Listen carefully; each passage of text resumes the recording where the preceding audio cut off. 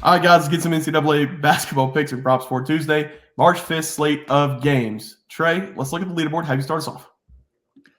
Yeah, guys, I went 0-1 on the game picks. I gave out Weber State -2.5 going up against Montana State, and Weber State, they crumbled in this game. They had a 6-point lead midway in the second half, and then they grew cold, ended up losing by 12 points. It was 3-fest after 3-fest. It was the epitome of a snowball effect. Yeah, and then the 7-0 run comes to an end for myself, 0-1 on the day. I gave out Texas +7 on the road against Baylor. I couldn't have asked for a better 30 minutes, but as everybody knows, it's a 40-minute game. Baylor in the last 10 minutes, they took a lead for the first time in 7 minutes. They won the game by 8. They won the game by 8 points because Texas hit a 3, and they did not foul. Tough loss there. Let's move on to the player props. Trey, have you start us off? Yeah, I was hoping for another foul. I gave out Jacoby Walter over 15.5 points versus Texas. This one hurt because I got hooked. He finished with 15 points in this game, and he did not shoot that much outside of the free throw line. It was painful to watch because, like Bear said, Baylor was traveling to the free throw line for the last minute and a half of this game, and it was basically everyone but him getting fouled. 0-1 again, DJ Horn, over 16.5 points against Duke. He didn't shoot the ball in this game, something we haven't seen all season long from him. We're going to get into that. Let's go to the group play. Keegan Keats, NC State's head coach. I want this man fired, and I want him fired right now. I understand Filipowski had 2 fouls in the first half. Give it to Burns all you want. I mean, he's a bruiser down there. He's like, 6'8", 400 pounds, a little bit out of shape, but he was doing the job.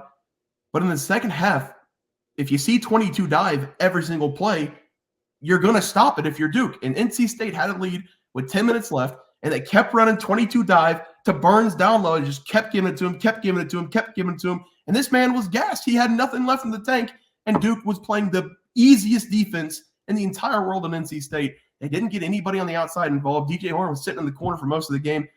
Coaching in that game sucked ass. You take the win with Duke. I take the loss with NC State. Let's go to the group play for tomorrow. I don't even remember the game. Oh, good game.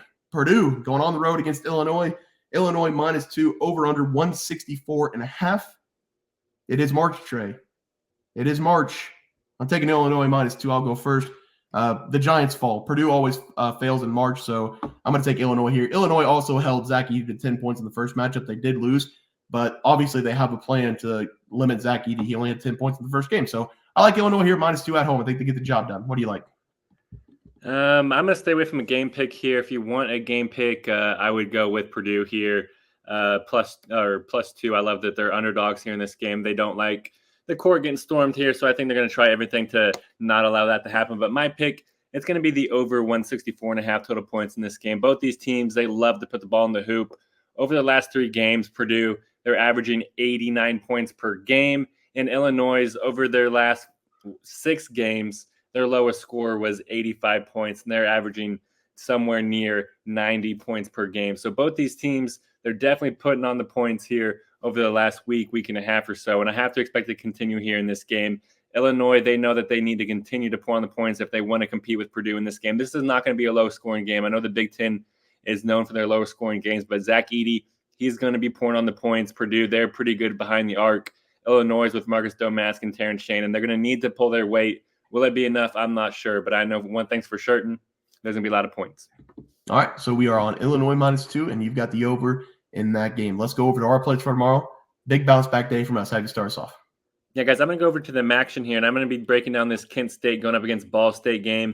This is going to be an entertaining game to watch. The MAC always delivers great games, and we all saw what happened in Ball State's last game. You might not be aware that it was Ball State, but let me just say it was the full court pass that was a bounce pass that the defender just let go by him, buzzer beater, guy hanging underneath the basket guy.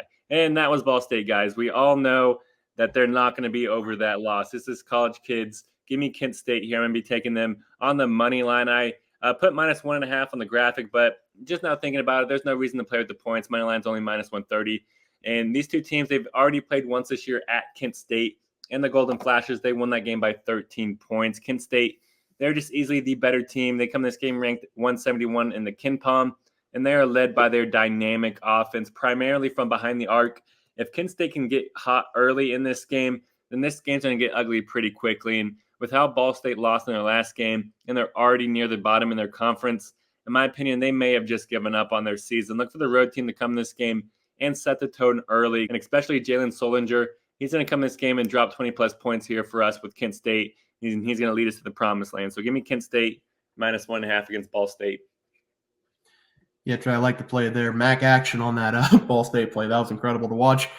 For my play today, we're going to go back to the SEC, looking at Alabama going up against the Florida Gators in the Swamp. My brain's a little bit of a funk right now for the Texas game, and then after watching Alabama in their last game, I thought the over was going to catch very easily going up against Tennessee. Alabama is the underdog on the road here, +2. The over-under is incredibly high again, 177.5 points. Florida had this Alabama team on the ropes in the first matchup at Alabama, and we needed overtime to hit the over in the last game as well. I'm taking Alabama on the money line to win this game. I'm also taking the over 177.5. I still believe that Alabama is a good team, even though they can't play any defense. And whenever we look at what these teams are playing for, Florida is a top 25 team. They're going to make the tournament. Alabama's at the top of this conference. They had this conference in their hands at home against Tennessee. All they had to do was win that game and split the last 2 games, but they dropped that game against Tennessee. Now they have to win out. They have to have Tennessee beat South Carolina. Then they have to have Kentucky beat Tennessee in the last game while they win the last 2.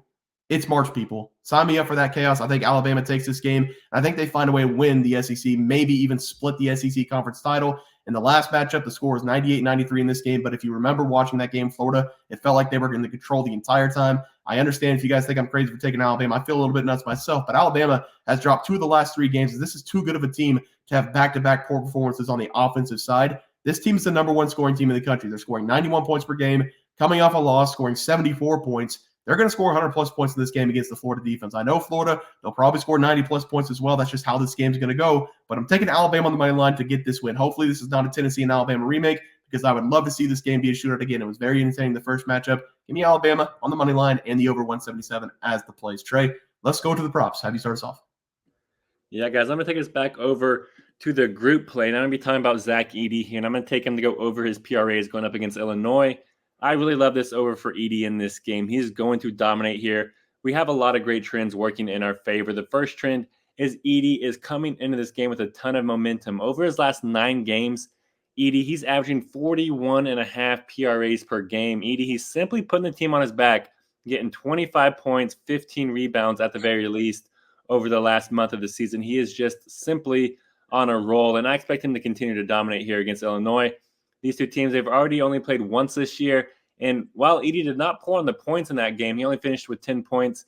He did finish with 18 RAs in that game, finishing with 15 rebounds and 3 assists. If Edey can get that type of peripheral stats and pour on the points here in this game, I expect him to easily smash the over. Lastly, Edey, he's averaging a massive 41.1 PRAs per game on the road this year.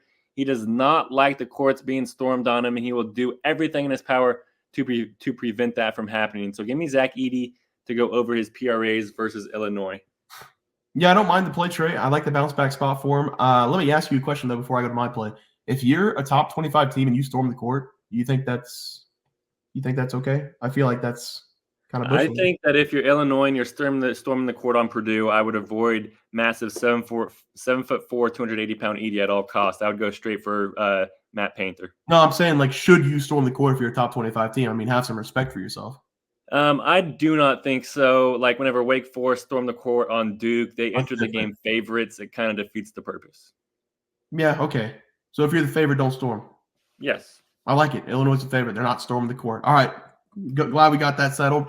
For my player prop today, I'm going to stay in the same game as my game pick. Give me Walter Clayton Jr. of Florida to go over total points going up against Alabama. Yeah, I know I'm taking a Florida player prop, even though I'm taking Alabama on the money line. But this is one of those games you can pick any player really from either side. And I think you've got a realistic shot of hitting their total points on the over. I like Clayton in this game because of what he did in the first game against Alabama. There are going to be a ton of three-point shots in this game, and Walter Clayton Jr. is one of the best three-point shooters on the floor for the Gators. In the first matchup against Alabama, he scored 27 points, and he shot 16 threes, but he was only able to knock down 25% of them, but he still managed to score the 27 points. If we see that kind of volume in this game, he's going to score 40-plus points because on the season, he's making close to 37% of his three-point shots. He's scoring 17 points per game. He's shooting 44.1% from the field, and he's been on a roll over the last 7 games, scoring 19-plus points in 6 of those 7. His total is going to be a little bit higher in this game because of the high total in the game, so probably 17.5, maybe even 18.5. But whenever it comes out, I'm still going to take his over. It should be a shootout again against Alabama. Give me Walter Clayton Jr. over his total points as the play. Trey, let's go to the graphic. Have you start us off? Yeah, guys, I'm going to go with Kent State here, -1.5 versus Ball State. feel like they're the better team here. They're definitely the better offense. Ball State, they are still coming off their heartbreak. I don't know if they're over it. Also going with Zach Edey over his PRAs against Illinois. The guy's just on a roll, on a tear. He's trying to become a first rounder in the NBA. They need to put some respect on his name. Bama money line. Bama in Florida over 177.5. Add on Bama team total as well. 3 plays for me tomorrow.